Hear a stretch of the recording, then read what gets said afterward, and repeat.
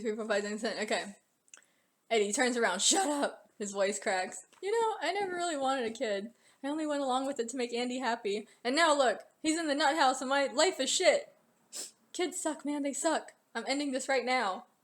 He goes off in the bathroom.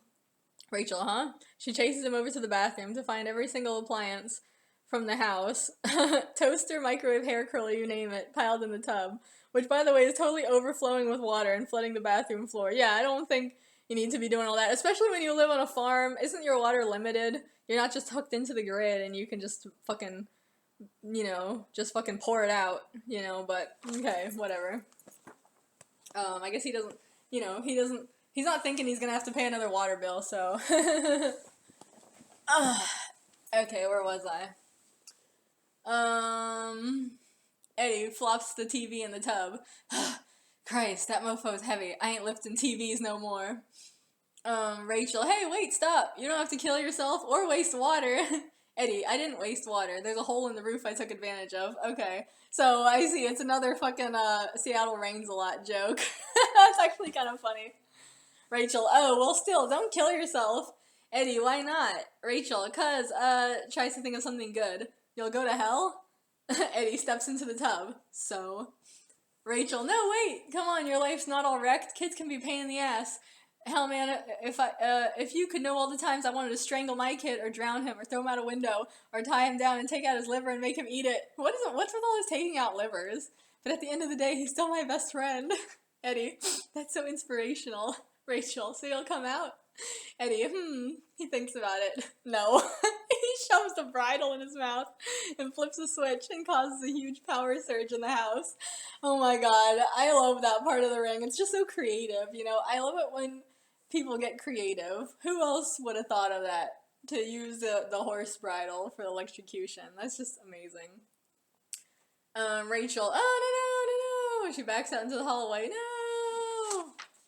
Suddenly Noah shows up out of thin air and like a retard grabs Rachel from behind. Yeah, it's like, that's one of the unanswered questions from the real movie, is like, how did he even get in the house? How did he know to go there? Noah, hey, what's up? Rachel, rape! She starts scratching and kicking Noah and mauling him and gouging his eyes out. Oh my god, Noah, stop, it's just me. Rachel, down, you hungry dog. Oh my god.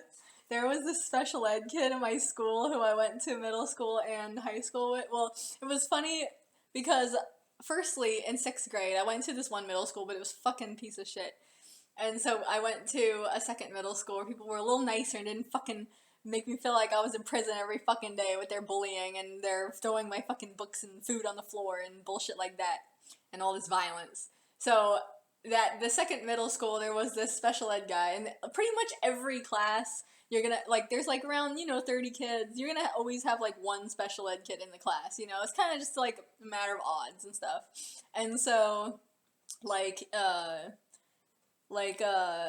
yeah, then after I graduated, I went to this one high school, but then that high school got shut down, so I went to another high school, which was, established, because the first one was, a small, school, a charter school, but it fucking died. They say, 9 out of 10, die, it's pretty tragic. We had a good time there. The teachers were really, really cool. But, anyways, after that closed down, I went to one of the established, city high schools. And, lo and behold, the special ed guy was there again, so we were together again, and he used to always say that, down, you hungry dog, as he was, talking to some specters that nobody else could see, or something. Anyways, she grabs a folding chair out of nowhere and starts hitting him with it. And what's with the folding chair? I guess because in 2005, it was, closer to, Jerry Springer and pro wrestling and all that shit that was popular, in the 90s, and people, that was a big thing, was, hitting people with folding chairs, it was, a common joke, Noah, ow, stop, I'm sorry, it's me, ow. Rachel, get back. She grabs a sledgehammer out of nowhere and starts hitting him with it. Oh my god, is this a little over the top? I think she's done everything now. Noah, stop, please. Rachel, spiders. Suddenly hears the sound of sirens from outside. Rachel stops hitting Noah and drops the sledgehammer. Rachel, fuck, it's the cops. Noah laying on the floor. You know what? Noah is very strong if he can take all that abuse. No, cut to Eddie sitting in the tub with his hair all electrified and sticking up. Eddie. I imagine him to be like, you know in The Sims, when one of them gets shocked and all their clothes are like singed off and their hair is all up. Like, yeah, it's kind of like that. Eddie, you guys are such toast. He coughs out a puff of black smoke. Rachel, nuh-uh, not if I can help it. Heroic superhero music plays. She grabs Noah and slings him over her shoulder like a sack of potatoes. Or pot-latos, as my sister says. What? Really? Did she say that at that time? That's funny. And dashes back down. I'm gonna have to ask her, like, when you were a preteen, did you say pot-latos? And dashes back downstairs, looking for an escape route. She leaps out a window and runs for the stables, shutting the door and bolting it behind her. She turns around and is suddenly confronted by that same creepy-looking anorexic ladder. She has a Kill Bill moment with the alarm noise, the red filter, and everything. Rachel, we meet again. Ladder, says nothing. Oh, no, let me get my lotion. But it takes longer. When you lick your finger, you just lick it. This one is like, no matter how little lotion. I shouldn't even get any. I should just touch the tip just like this, you know.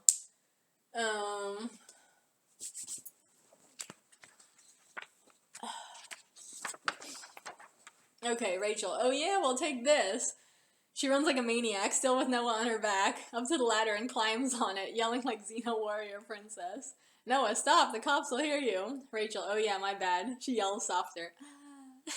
They get to the top of the ladder, into a little loft-type area. Rachel flops Noah down off her back. They're both panting and tired. Rachel, shit, I could use some crack about now. Oh my god. Noah, you said it. They start poking around in the loft. Everything is horse-themed. Even the wallpaper. Blankets on the miniature bed, everything. Hell, I'm surprised the bed itself isn't shaped like a horse or something. Rachel suddenly notices the only non-horse-themed thing in the loft is an Alice in Chains poster on the wall. Rachel, oh, Jerry. Noah raises an eyebrow. Ew, are you fondling your tits? It's funny how he says ew to that. Like, in my experience, most guys would not say ew, but, like, okay, you know. Rachel puts hands behind back. No, shifty eyes, whispered. No one needs this poster here anymore. She starts peeling the poster off the wall in an attempt to steal it, when suddenly a postcard falls out from behind the poster. She jumps back and then goes to pick up the postcard, which, you know what's funny? I can just imagine that if I was a non-native English speaker and I was learning English, and, like, and I saw these two words, I'd be like, poster, postcard, like, are these different, you know, like, and people would have to tell me in class, like, oh yeah, a poster is like a big one on, like, that's like thinner fabric that you put on the wall, and like, a postcard is like a small card that's like thicker material, and it's usually for like, you know, it's usually when you're on vacation, you send people things, and like, look where I am, whereas a poster is just like, I like this thing, you know. But they both have post in it, you know. Anyway. When suddenly a postcard finds out from behind the poster, she jumps back and then goes to pick up the postcard, which has a picture of a red tree on it, lit up by sunset. Rachel, I swear I've seen this tree before. She flips over the postcard. On the other side it says, go to where we first met. Mysterious helper.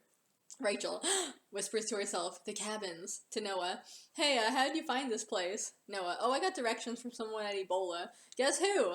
They showed me this amazing paper bag trick. Holds up a paper bag with the top closed. Guess, you'll be so proud of me. Rachel, I ain't got time for guessing games. Tell me later. We gotta go to the show. I used to say it all the time. It's all making sense now. Cut to the White Room. Oh my god. Day 7. Cut to the Cabin Hotel, aka Home of the Lonely Cabin Man and his boys, with a Z. Noah and Rachel are sneaking in through the window of Cabin 12. Noah loses his balance and falls on his ass on the floor. Once again. Oof! Rachel falls on top of him, laying him flat on the floor. Oof! My god, there's so much abuse. Why is she just, like, hurting this man non-stoply? He's probably thought that shit was funny. Thanks for breaking my fall, buddy. She stands up and dusts herself off. Noah cries. Rachel starts going around the room and poking at everything. Rachel, there's gotta be answers here. There's gotta be. Damn, where's the mysterious helper now? I wish they were here. Voice, you called. Rachel and Noah both jump and turn around. Standing there is dun dun dun, the mysterious kimonoed figure. Rachel, you heard me? Figure, duh. I've only been tracking you for like the last week. It's amazing how much you cokeheads can't do on your own. Noah, so you're like a stalker? Figure, basically. Rachel steps between them. Alright, I gotta know. Who are you? You're ex-Koi guitarist, aren't you? Ex_Koi guitarist, technically. The figure looks up and tips the rice hat back to reveal, ta-da, dirty blonde hair and a familiar juvie face. Figure. Kurt Cobain, secret ghost police. Flash's official badge.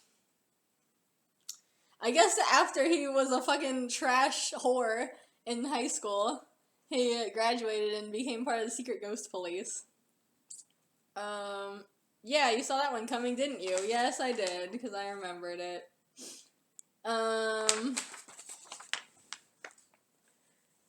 You gotta round out all the Seattle Rockers, you know.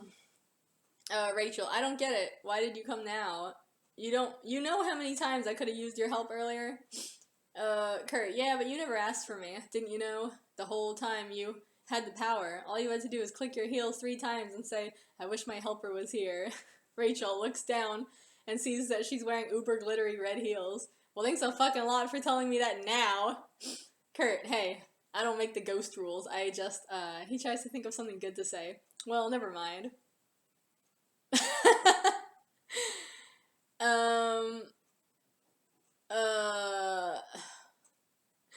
Look, this is a line, another time I put myself in there, and I was gonna not say it because it's fucking stupid, but then, this is actually kind of funny, so I'll read it. I know, that's a pretty crappy joke, huh? Now I must punish myself. Starts flogging myself like that guy from the Da Vinci Code. Marty suddenly pops out of the air behind Kurt. Hey, don't forget about me. Rachel, oh my god, Marty! He leaps into her arms and they spin around and around. That's actually kind of sad. Tear-jerking, reuniting music plays. Soundtrack. You spin me right round, baby, right round like a record, baby. Me, excuse me, I said tear-jerking and reuniting music. The DJ, aka Mr. Orange. Mr. Orange is here now. He's a little far from LA, isn't he? Okay. He puts on the Homeward Bound theme. Noah, looking at Marty and Rachel. Geez, I wish someone would hug me like that. Pouts. Ugh, that is the trouble with being, an adult. Like, you just get punished and pushed down and beaten and people fall on you and you get hurt and nobody even hugs you. Kurt and Noah turn around and look at each other. Kurt and Noah, look away again. Nah. That's also true to being an adult. When you get the chance to get hugged, you don't really even want it because it's just like, well, it would be lame now. It's not like how I imagined, Marty and Rachel finally let go of each other. Rachel, you're alive! Marty, no, you can just see ghosts now because you finally wished for your mysterious helper to appear. Oh my god, so much power. Rachel, the hell? Marty shrugs. It's a ghost rule. Rachel and Marty, ... Marty, so, what'd you think about my postcard? Kurt wanted to send you guys one with a flaming devil llama on it. Of course it has to include llama. Like, a flaming devil would be, good enough. But then it's, it has to be early 2000s by having a llama. But I told him send you the one with the tree, cause trees are special. Oh, here we go. Flashback to Marty in the 6th grade, standing on stage in his school cafeteria. Claire Lilienthal style. Oh, shit, that's the name of my middle school. Singing for the talent show. Marty. It's you and me up in the trees. The forest will give us the answers. Is that what the next line was? Yeah, that fucking song. Look that up. Random kid. Hippie freak. Rachel, hey, shut the fuck up. That's my nephew. Throws a beer can at the kid who called out. Kid, my head. Rachel, and stay shut up or my next can have coins in it. Oh, my next can will have coins in it. Okay. End flashback. Rachel, I should have known. Kurt, I hate to cut this little love scene short, but we got more important things to do. Rachel, like what? Kurt, like the business. They all run and get axes in a cheesy action movie, fast-cutting action type of way. Soundtrack. She works hard for the money. So hard for it, honey. They all start chopping and hacking at the floor. They all get sweaty and pull off their shirts and look smexy. striking poses for Playboy in mid-swing of the axe. Oh my god, of course. After a little while, the floor is all destroyed and they look around in confusion. Rachel, wow, what did we just do?